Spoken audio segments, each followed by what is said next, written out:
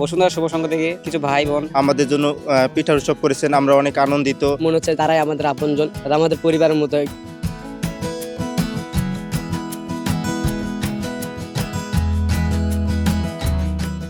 আমরা চিতল পিঠা আর তেলের পিঠা খাইছি, আবার চমকে গেছে দেখার মাধ্যমে আর কি।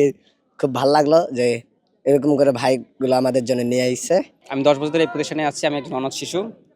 আজ সকালেও আমরা নিজেদের মতো করে খেলাধুলা করছিলাম, কিন্তু হঠাৎ করে বসুন্ধরা শুভ সংঘ থেকে কিছু ভাই বোন আমাদের এসে এই যে আমাদের সঙ্গে পিঠার উৎসবের একটা আয়োজন করলো এবং আমাদের সাথে উপভোগ করলো।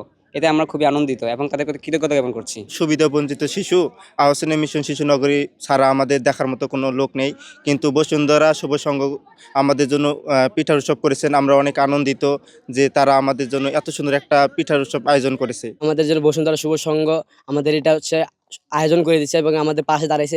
মনে হচ্ছে তারাই আমাদের আপনজন, তারা আমাদের পরিবারের মতো একজন। অতএব তাদেরকে আমাদের পক্ষ থেকে অনেক ধন্যবাদ যে তারা আমাদের পাশে দাঁড়াইছে। একমাত্র স্মার্ট সিটি বসুন্ধরা, আধুনিকতায় এক ধাপ এগিয়ে। আহসানী মিশন শিশুনগরী পক্ষ থেকে বসুন্ধরা শুভ সংঘকে আন্তরিক ধন্যবাদ জানাচ্ছি। আজকে উৎসব মুখর পরিবেশে এখানে পিঠা উৎসবের আয়োজন করা হয়েছে। আজকে উৎসব মুখর পরিবেশে বসুন্ধরা শিশু সংঘ এই আয়োজন করছে। আমি একইভাবে রিকোয়েস্ট করব যে আজকে বাংলাদেশের বিভিন্ন প্রান্তে যে সকল যুব সংঘ আছে বা যে সকল সংগঠন আছে, তারা এই ধরনের উৎসব যদি আমাদের এখানে আয়োজন করে, পিঠা খাওয়া বা যে কোনো উৎসব যদি আয়োজন করে, তাহলে এতিম এবং পথ শিশুরা তারা আনন্দ পায়, মানসিক এবং মানসিকভাবে তারা সুখী থাকে। আমি একইভাবে আবারও বসুন্ধরা শুভ সংঘকে আন্তরিক ধন্যবাদ এবং কৃতজ্ঞতা জানাচ্ছি।